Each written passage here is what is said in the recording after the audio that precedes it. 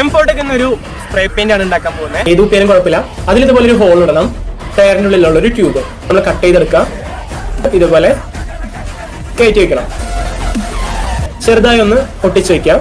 അതിന്റെ മുകളിൽ വെച്ച് ടൈറ്റ് ചെയ്യാം. നമുക്ക് എന്തോരം ടൈറ്റ് ചെയ്യാൻ പറ്റുന്നോ അത്രയും ടൈറ്റ് ചെയ്യാം. കഴിഞ്ഞ സ്പ്രേ ആയിരിക്കണം. ഇവിടെ അടപ്പലിൽ കയറാവുന്ന പാകത്തിനായി കട്ട് ചെയ്തെടുക്കണം. ഒരാളുടെ പശയാണ്. ഈ ഗമ്മ് ഈക്വൽ എമൗണ്ട് എടുത്ത് മിക്സ് ചെയ്യാം. ഈ പശ അപ്ലൈ ചെയ്യാം. അതിൽ നല്ലത് അരമണിക്കൂർ വെച്ച് ഇത് സെറ്റ് ചെയ്തെടുക്കണം. മുകളിലത്തെ ക്യാപ്പ് വെക്കാം. കളർ ഉണ്ടാക്കി എടുക്കാം. ഒരു ഫാബ്രിക് പെയിന്റ് ഞാൻ ഈ പാത്രത്തിലേക്ക് ഒഴിച്ചു.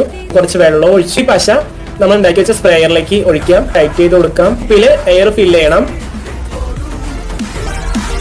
വലിയ കലാകാരനല്ല, അതുകൊണ്ടാണ് ഇങ്ങനെയൊക്കെ വരയ്ക്കുന്നത്. കടയിൽ നിന്ന് ഒരു സ്പ്രേ പെയിന്റ് വാങ്ങുകയാണെങ്കിൽ മിനിമം 50 രൂപ ഒരു ടിന്നിന് തന്നെ കൊടുക്കേണ്ടി വരും. കാരണം വീട്ടിൽ ട്രൈ ചെയ്യണമെങ്കിൽ എളുപ്പത്തിൽ തന്നെ കാര്യം നടക്കും. ഇന്ന് ഞാൻ നിങ്ങൾക്ക് പകർന്നു തന്ന അറിവ് നിങ്ങളുടെ ജീവിതത്തിൽ എന്തെങ്കിലും നിങ്ങൾക്ക് ഉപകാരപ്പെടട്ടെ എന്ന് ആശംസിക്കുന്നു.